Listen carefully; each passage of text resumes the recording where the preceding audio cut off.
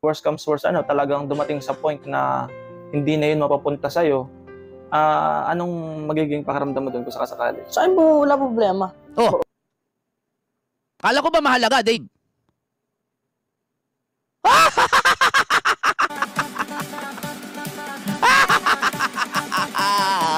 Strict to one. Kasi gamit mo, etc. Ano yung damdamin mo doon? Kung sakasakaling maibalik ba yun or kung sakasakaling hindi na maibalik, anong pakiramdam mo doon? Ito na. Sa tingin ko, Ito na, about sa mga gamit na ibinigay sa kanya. Sinasabi niya na mahalaga yun sa kanya, di ba? Pero tingnan natin yung sagot niya dito. may pagpapahalaga ka doon kasi bigay yun ng mga tao nagmamahal sa'yo, di ba? So, ang nakikita po ng karamihan, nakikita nila parang wala kang pakialam. Pero ano ba talaga yung totoo? May pakialam ka? Concern ka na mapabalik pa sa'yo? O ano? Actually po, para sa akin, lahat ng mga bagay, pinahalagaan ko po. Okay? Lahat ng mga bagay na bigay, pinapahalagahan mo. Sige. Paano mo masasabing pinapahalagahan mo ito? Ilang buwan na wala kang pakialam at hindi mo pa rin kinukuha sa bahay na bato. Hinahayaan mo lang dong mabulok. Kasi kung totoong mahalaga sa'yo yun, unang araw pa lang na umalis ka sa Manalasas family, alam mo yun, natataranta ka na kung paano mo kukunin yung mga gagamit mo dun. Sarili mo na mismo, ikaw na mismo, yung magkukusa na kunin yung mga bagay na yun kasi mahalaga sa'yo yun. Kung halimbawa ako, yung bagay na yun na maiiwan ko, mahalaga sa akin, hindi ako makakatulog. Mahalaga sa akin yung nakakaya doon sa mga nagbigay, kailangan kong makuha yun. Ura mismo. Bahala na. 'Di ba? Kung mahalaga sa yun, totoo. Aabot pa yan ng ilang buwan na hindi mo pa rin nakukuha? Hindi naabot ng ilang buwan. Kung ako sa palagay, kung sa akin, eto ako kasi yung tao na talagang pag ibinigay sa akin, mahalaga yan. Kapag yan hindi ko nakikita ng mata ko ng ilang oras lang, natataranta na ako yung pusang gala, bigay ni ano yun, asan na yun? Hindi pwedeng mawala yun. Kukunin ko, asan na yun? Ganun ako, natataranta agad ako. Bigay ni ano yun hindi pwedeng mawala, iingatan ko yun. Kahit na yung nagbigay nun, naging kaaway ko na, hindi ko pa rin yun. Iti-treasure ko pa rin yun. At natataranta ako, dapat nasaan yun? Kasi ano ko yun kumbaga, remembrance ko yun sa tao na yun, hindi pwedeng dapat nakikita ko yun araw-araw.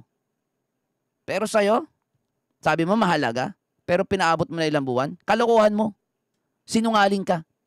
Ang totoo niyan, hindi talaga mahalaga yung bagay na ibinigay sa'yo na yun. Kasi kung totoo mahalaga yun, okay, hindi ka makakatulog, kukunin mo yun. Ano man ang mangyari. Okay? Ganun ang pagpapahalaga, Dave. Hindi mo alam yung pagpapahalaga. Kasi nga, doon pa lang sa ginawa ni Tatay Tekram sa'yo, hindi mo nga kayang pahalagahan Yun pa kayang mga bagay na ibinigay sa'yo ng mga kung sino-sino na hindi mo namang kilala o nakikita, sasabihin mo mahalaga sa'yo. Kaututan mo. Huwag kami, Kaya hindi kami naniniwala na yung mga bagay na ibinigay sa'yo, na mga gamit, mahalaga sa'yo. Inuuto mo lang yung mga nagbigay nun. Hindi ka marunong magpahalaga. Yan ang totoo, Dave. Sinasabi mo yung salitang mahalaga pero hindi mo alam kung paano gawin. Hindi mo alam kung paano isabuhay. Kasi kung totoong mahalaga yun sa'yo, hindi ka mapapanatag na aabot ng ilang buwan, 1 buwan, 2 buwan, na hindi mo nakikita yung mga bagay na bigay sa'yo. Hindi mo yung matitiis. Ikaw na mismo yung magkukusa na kunin yun lahat sa anumang paraan. Sa anumang paraan, Dave. Nagigets mo ba? Kaya para sa akin, walang kwenta. Dati ko pa sinasabi, hindi mahalaga lahat ng mga bagay na yun sa'yo. Narinig nyo? Pag nakuha niya yung motor, ibebenta niya. Kahit naman po kunin nila yung isang motor sa akin po nakapangalan Pwede ko rin po ibenta yun. Di ba? Makakapera mo tayo doon. Di ba? Yung motor po na binigay sa akin, kayo po nakapangalan sa akin, sa LTO. So, gagawin natin, ibebenta natin yun. Ano naging mahalaga sa yun? Ibebenta mo. Tarantado ka pala Di ba? Kung mahalaga sa yun, ikikip mo yun, hindi mo ibebenta. Doon pa lang sa salita mo na yun Huling-huli ka na Red flag ka na Tapos, pinipilit mong paniwalain yung mga tao na makikinig sa'yo na mahalaga sa'yo yun. Pero mismo sa bibig mo na maraming butas, marami kang katulad na lang yung binigay sa'yo ng motor nga. Pag nakuha mo, ibebenta. Paano naging masabi mong mahalaga? Tarantado ka pala Di ba? Mismo si Tatay Tekram nga, hindi mo pinahalagan ng Manalasas family. Hindi mo pinahalagan. Yung pa kayang gamit lang na ibinigay sa'yo ng kung sino na hindi mo naman nakadaupang palad pa. Tapos sabihin mo mahalaga sa'yo. Utot mo. Ako nga po, ako po yung tao na kapag binigyan mo ako ng isang damit, makikita mo araw-araw ko po suot. Oh. Mga araw-araw suot. Pag binigyan damit araw-araw suot. Utot mo. Kung gusto mong araw-araw na suot, asaan? Bakit hinayaan mo doon sa bahay na bato yung mga damit mo? Eh di dapat sana, di ba, araw-araw suot mo yon? O ba't hindi mo araw-araw na suot? Hinayaan mo doon. Ilang buwan mo nang hindi nasusuot. Ha? Ayan, butas ka na naman, Dave. Pag binigyan ka ng damit, gusto mo araw-araw suot. Yun nga sinasabi ko, kung gusto mo talaga na araw-araw suot, edi sana, kinabukasan pa lang, pagkatapos mo maglayas, binalikan mo na lahat ng mga gamit mo doon para masuot mo araw-araw. Pero asan yung sinasabi mo ngayon na gusto mo araw-araw suot? Hindi mo nga binigyan ng effort para kunin yung mga gamit na binigay sa'yo doon. Effort. Alam mo yung effort? Ibig sabihin nun na kahit anong mangyari, bahala na kahit nandun ang Manalasas family, kung sino man nang nandun, harangan man ako ng bagyo, ng ulan, kukunin ko yung mga gamit na bigay sa akin doon dahil mahalaga sa akin yun. Yun dapat ang ginawa mo para maniwala kami na mahalaga talaga yung mga gamit na ibinigay sa'yo doon. Kaso nag-effort ka ba? Ang gusto mo pa nga mag-effort, sina Tatay Tekram na maghatid sa inyo ng gamit eh. Yun ba yung sasabihin mo mahalaga sa'yo yung mga gamit na yun? Hindi mahalaga sa'yo yun. Kasi kung mahalaga sa'yo yun, ikaw yung mag-e-effort na kunin lahat yun. Hindi yung sina Tatay Tekram pa ang gusto mo mag-effort na sila ang maghatid ng gamit mo sa'yo. Hindi kalokohan yun, Dave, ha? Huwag ganon. Okay? Kahunghangan yun. Ha? So, ibig sabihin, yung sinasabi mo na yan, padulas lang yan. Minamanipula mo lang yung mga taong makikinig sa'yo. Sinungaling ka. Sanay na sanay ka magsinungaling. Sanay na sanay ka magpaikot ng utak ng tao. Kaso, hindi yan pwede sa akin. Hindi yan sasapul sa akin. Hindi yan kukurot sa akin, mga sinasabi mo, Dave. Hindi yan tatagos. Okay, pakinggan pa natin. Patunayan mo kung na mahalaga. Para... Totoo po yun. Kahit yung damit ko, Paano totoo? Paano naging totoo? Paano naging totoo na gusto mong araw-araw suotin? Hindi mo nga makuha eh. Ni effort nga, hindi ka makapagbigay ng effort para kunin eh. Ang lagi mo sinasabi, ibibigay ba? Ibibigay ba? Hindi mo naman kinukuha dun eh. Diba? Puro balik ka ng balik sa Manalasas family kung ibibigay nila. Hindi mo nga kinukuha eh. Kunin mo. Magbigay ka ng effort doon sa sinasabi mong mga gamit na mahalaga sa'yo. Dahil kung mahalaga sa'yo yun, magbibigay ka ng effort, ano man ang mangyari. Pero nakikita ba natin na nagbibigay ka ng effort para kunin yun? Wala. Ang gusto mo pa, ihatid sa'yo. Gusto mo pa, ibang tao ang kukuha. Di ba mahalaga sa'yo yun? Ha? Tapos sasabihin mo, araw-araw susuotin, nakita namin yung mga damit mo doon, may mga tag pa. Ano yon? Sinusuot mo araw-araw na may tag? Walang labahan? Sinungaling ka talaga. Napaka-sinungaling mo. Tuloy natin. Sinungaling? butas, sinusot ko pa rin po. Okay. Kasi ayoko Ang galing mo mag-manipulate. Manipulator ka, gago. Ako nga po, ako po yung tao na kapag binigyan mo ako ng isang damit, makikita mo araw-araw ko po suot. Oh, para... Totoo po yun. Hindi. Kahit yung damit Hindi yan totoo. kong butas, sinusot ko pa rin po.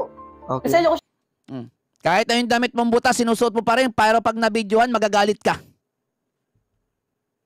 Katulad nung nabidyohan yung pants mo na butas, magagalit ka. Ikaw naman pala yung gusto magsuot ng butas tapos ngayon gusto mo pang suotin butas na damit. Malabo. siyang itapon. Okay. Ayoko siyang itabi. Mhm. Hanggat magagamit ko, sinusuot ko. Ganun po ako kumaga. Hindi kami naniniwala dyan, Dave, sa sinasabi mo. Hindi ka panipaniwala. Minamanipulate mo lang ang mga makakarinig sa'yo. Hindi. Para masabi, ang bait-bait naman ito, napaka nagbibigay ng halaga. Tae mo, eh. Hindi ko lang po nilalabas yung mga mahal, yung mga... Nilalabas ko lang po yung may pictorial lang, may special occasion. Occasional. Oh. Ganun lang po, pero yung mga... Kunyari, bibigyan niyo po ako ng binyos ng damit. Paborito. Ito, regalo po sa akin to. Di ba? Ako po yung tao. Regalo ni Francis yun, eh. Wag kami, oy! Kalokohan mo. Doon sa mga nagbigay sa kanya, guys, mananiniwala ba kayo na mahalaga para sa kanya yung ibinigay nyo? Meron ba nakapagbigay dito sa kanya? Ha? Kung meron man, naniniwala ba kayo na mahalaga yung ibinigay niya sa inyo? Kasi para sa akin, hindi yun mahalaga para sa kanya. Dahil kung mahalaga yun, para sa kanya, ipinakita niya yun na may kasamang effort. Ha? Na kahit na anong mangyari, kinuha niya agad yun doon sa Manalastas family. Anong effort ang ginawa niya? Sinabi pa niya na kung ibibigay ba ng Manalastas. Hindi mo nga ginagawang kunin eh. Tapos i-question mo sila kung ibibigay nila.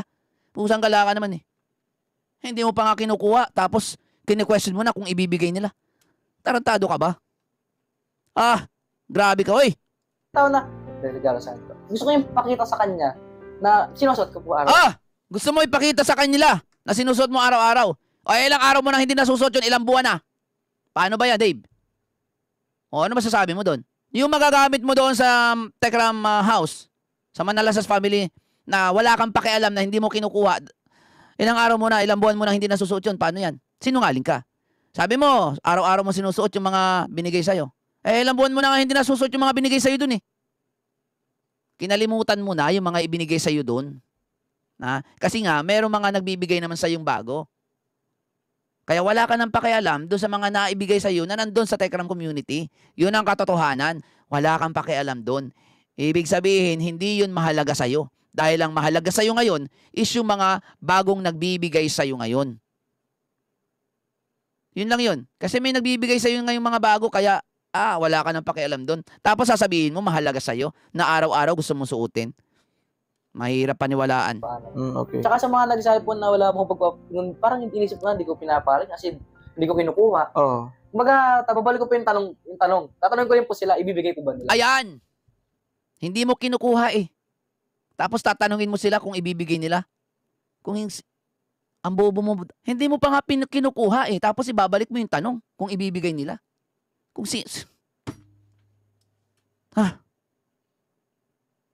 Kunin mo muna. And then, pag hindi nila binigay, saka mo sabihin, ibibigay ba nila? Saka ka magsalita ng ganyan. Pusang gala ka naman, hindi mo pa kinukuha. Advance ka talaga mag-isip ano?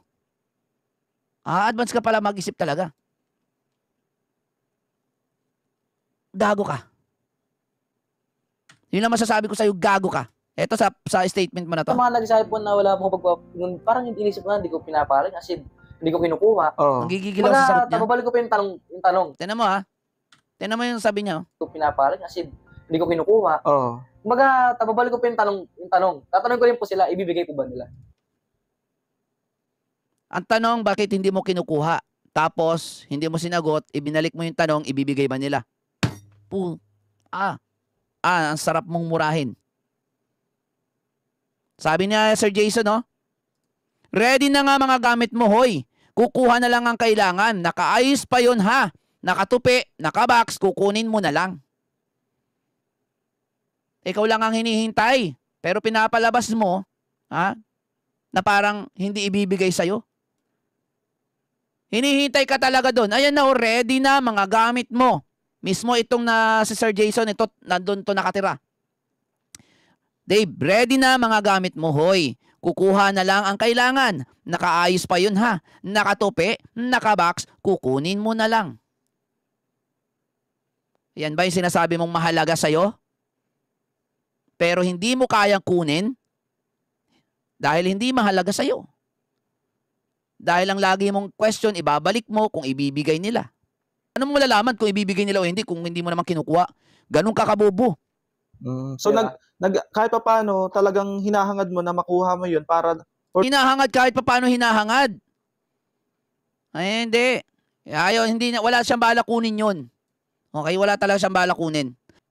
For the sake na yung mga nagmahal sa'yo, maramdaman na rin nila na mahal mo sila kasi nagkikare ka dun sa bigay nilang bagay. Yun na lang po yung way ko para mapakita ko sila na mahal ko sila eh. Oo. Yung pag-care ng gamit na binigay nila sa akin. Paano mo nasabing kinikare mo yung gamit na binigay sa'yo kung binabayaan mo ng ilang buwan na doon sa Manalastas family? Ang nagkikare ng mga gamit mo doon, sina Tatay Tekram, hindi ikaw. Wala kang pakialam doon sa mga gamit mo doon. Hindi ikaw yung nagkikare doon. Anong sinasabi mong kinikare mo yung mga gamit na yun? Alam mo, kung kinikare mo yung mga gamit na yun, edi sana noon pa nasa iyo na yun. At ikaw yung nagkikare. Alam mo yung ginagawa ni na Tatay Tekram na pagkikare doon sa mga gamit mo, kiniklaim mo kahit hindi naman ikaw yung gumagawa. Ang totoong nagkikare doon sa mga gamit na ibinigay sa'yo is yung Manalasas family, si Tatay Tekram. Hindi ikaw, Dave. Tandaan mo yan, hindi ikaw. Kasi kung ikaw, edi sana nasa iyo yan nun pa. Ikaw yung nagkikare, ikaw yung gumagamit. Grabe ka namang mag-manipulate, Dave. Halatado eh. Pati yung nag-interview. Maramdaman na rin nila na mahal mo sila kasi nagkikare ka dun sa bigay nilang Yun bagay. na nga lang po yung way ko para mapakita ko sa Yun na nga eh. Yun na nga lang yung way mo para maipakita mo na may care ka at mahalaga sa'yo yung mga gamit na yun pero hindi mo magawa. Yun na nga lang yung way mo. Pero kiniklaim mo na ginagawa mo? Kahit ang gumagawa nun, sina Tatay Tekram? What the heck? para mapakita ko sa na mahal ko sila eh. Oo. Yung pag-carry ng gamit na binigay nila sa akin. Oo, yun. Kaso hindi mo kayang i-carry yung mga gamit na bigay sa'yo. Hindi mo nga kaya mag-effort para kunin doon sa Manalasas family kasi wala ka mukhang maiharap sa kanila. Pero kung totoong may care ka doon at mahalaga sa'yo yung gamit na yun, kahit na kakapalan mo yung mukha mo para humarap sa Manalasas family kay Tatay Tekram, kahit hindi maganda yung ginawa mo sa kanila, makuha mo lang yung mga gamit na sinasabi mong mahalaga sa'yo. Dahil doon mo lang maipapakita yung pagmamahal mo sa mga supporter mo na nagbigay ng mga gamit na yun sa'yo. Kaso hindi mo kaya. Hindi mo kayang gawin yun.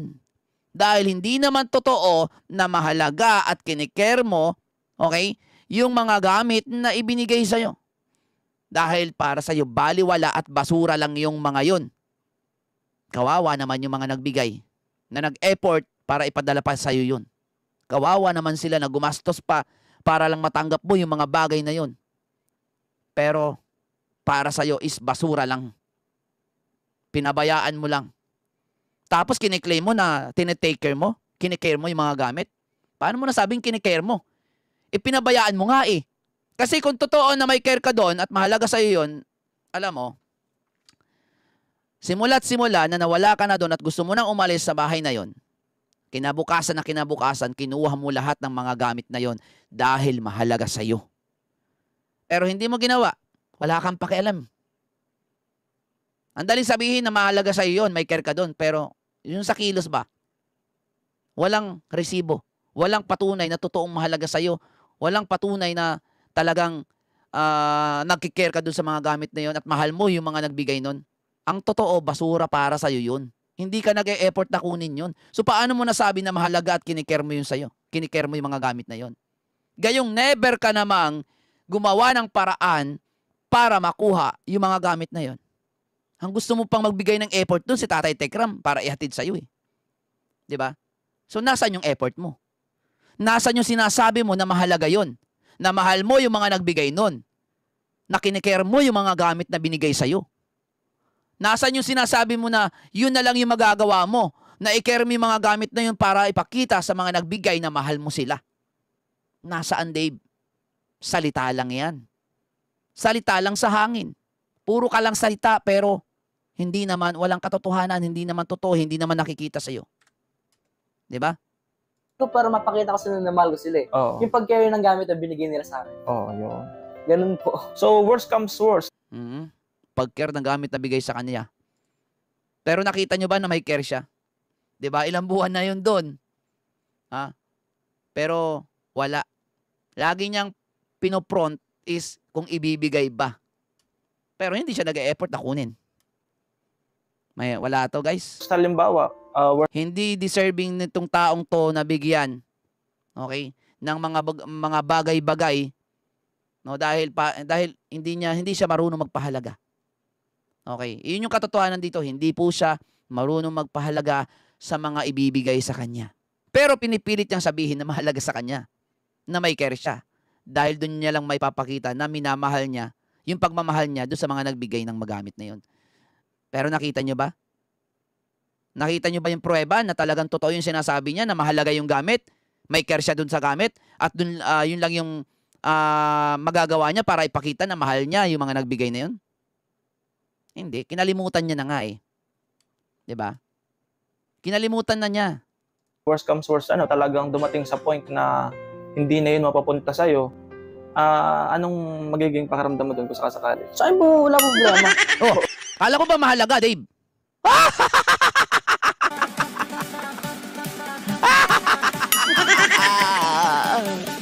Naiiyak ako dito. Tulungan niyo ako mga katekrama. Ang dami mong paliwanag kanina. Ang dami mong paliwanag na hinayupa ka. Ang sarap mong murahin eh. Ang sarap murahin. Murahin mo ah. Murahin mo ah. Murahin mo ba? Murahin mo. Murahin mo. Murahin mo. Ang gigilan ko. Ayaw ko na. Ang dami-dami mo sinabi ko eh. Ang dami mahalaga sila. Importante. Ikiniker ko. Mahalaga yung mga bagay na yon. Doon ko lang may papakita. Yung mga pagmamahal ko sa mga nagbigay. Murahin mo yan. Nangigigilan ko tayo. Murahin mo. Tapos ito yung maririnig ko. Murahin mo. Ayaw ko na. Anong magiging pakaramdam mo doon kung sakasakali? Sa akin po, wala problema. Murahin mo. Wala problema. Wala problema kung sakasakaling hindi mapapasayo na yon. So, worst comes worst. Halimbawa, worst comes worst, talagang dumating sa point na hindi na yun mapapunta sa'yo. Talagang dumating sa point na hindi na mapupunta sa kanya. Yung mga mahalaga, yung mga sinasabi niyang mahalagang bagay, yung kinikare niyang mga bagay na binigay sa kanya. Dahil nga, dun lang may papakita na mahal niya yung mga nagbigay sa kanya. Kung sakali daw na hindi na mapupunta sa kanya yon. Yun yung sabi ni BJ. Ito yung tanong ni BJ. Ito yung sagot ni... Na-high blood ako bigla. Ayaw ko magmura pero napamura ko. Napabungol lang. Una ina mo! Una ina mo! Una ina mo ha! Una ina mo! Una ina mo! Una ina mo! Naiingin ako. Ayaw ko na magmura ha? Ayaw ko na magmura. Pero una ina mo ha? Una ina mo! Ha? Una ina mo! Ha? Naiingin ako. Emotional na ako doon sa sinasabi. Mahal na mahal ko yung mga yung nagbigay. Mahalaga sa akin yung mga gamit na yon. Kinikare ko yung mga gamit na yun dahil doon ko lang may papakita na mahal ko yung mga nagbigay na unang mo. Hayop naiingin ako. Tapos, tinanong ni BJ kung hindi na mapapapunta sa kanya yon. Anong maramdaman niya? Anong magiging pakaramdam mo doon kung sakasakali? Sa akin po, wala problema. Walang problema pala eh. Ayun na. Sabi sa inyo guys salita lang to eh. Sabi mo mahalaga. Sabi mo importante sa'yo. Sabi mo kinikare mo. Una ina mo. Nang-ingin ako. Sabi walang problema. Ganun kadali mo sagutin. Hindi ka man lang mag-effort na, hindi pwede. Kukunin ko yun, ano man ang mangyari. Kahit na itaya ko pa ang buhay ko. Dahil nga, sinasabi ko mahalaga sa akin yun eh. Mahalaga sa akin yung mga bigay na yun sa akin. Importante sa akin yun. Kinikare ko yun. Dahil doon lang ako makakabawi sa mga nagbigay sa akin na ng pagmamahal. Mahalaga sa akin yun. Pero kung hindi na mapapa sa akin yun, wala akong pakialam. Walang problema. Ay po, sangala naman. Ano na yan? Kaloka! Dave, ganito sa sunod. Tuturuan na kita ng isasagot kapag tinanong ka ulit ng ganyan. Halimbawa, tinanong ka. Kasi, niyabang mo, mahalaga sa'yo. Okay? Mahalaga, importante, kinikare mo yung mga bigay sa'yo. Dahil doon mo lang may papakita na mahal mo yung mga nagbigay sa'yo. Eto, kapag tinanong ka na, halimbawa, na hindi mo na talaga makukuha yon. Ang sagot doon, Dave, ganito. Kung halimbawa, na may pagkakataon na hindi ko na talaga makukuha yon, ilalaban ko. Kahit na magkaroon kami ng kaso, magkasuhan kami, ilalaban ko yun. Hindi pwedeng hindi mapapasa akin yun kasi sa akin yun, bigay sa akin yun. Mahalaga sa akin yung mga nagbigay nun. Importante sa akin yung mga bagay na yun dahil pinagpaguran yun ng mga taong nagbigay sa akin. Kaya hindi pwedeng hindi nila ibibigay sa akin yun dahil ilalaban ko yun kahit hanggang kamatayan. Mahalaga sa akin ang mga bagay na yun. Araw-araw kong susuotin yun. Ipapakita ko sa kanila na kinikare ko yung mga bagay na binigay nila sa akin para maramdaman nila na mahal ko sila. Ilalaban ko yun over my dead body. Hindi nila makukuha sa akin yun. Kukunin ko yun. Susugod ako doon. Ngayon din, kukunin ko na yun. Kaso nagkamali ako eh. Nagkamali kami. Hindi yung sagot mo. Hindi yung sagot mo. Ang sagot mo, okay lang.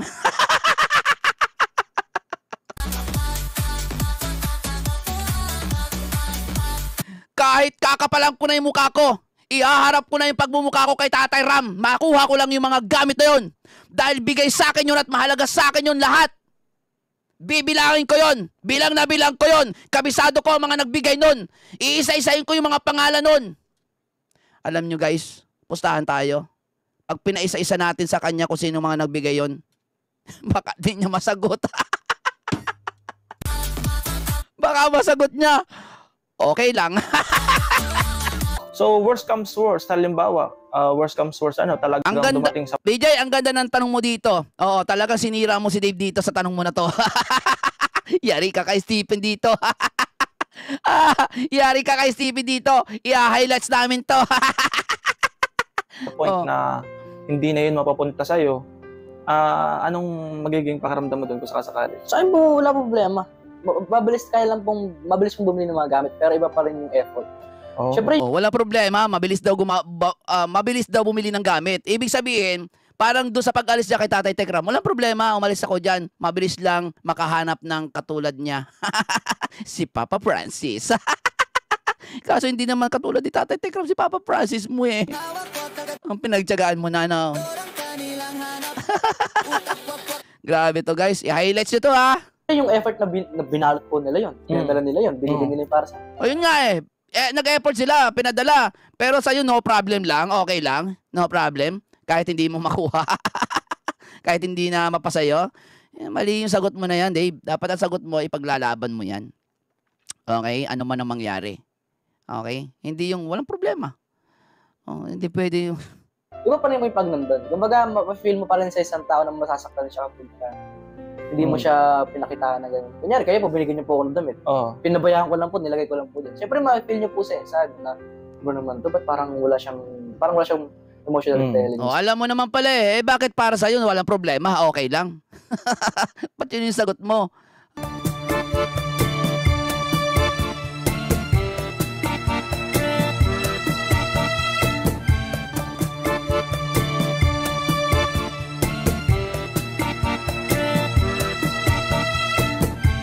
Shut up, shut up, shut up, shut up, shut up, shut up, shut up, shut up, shut up,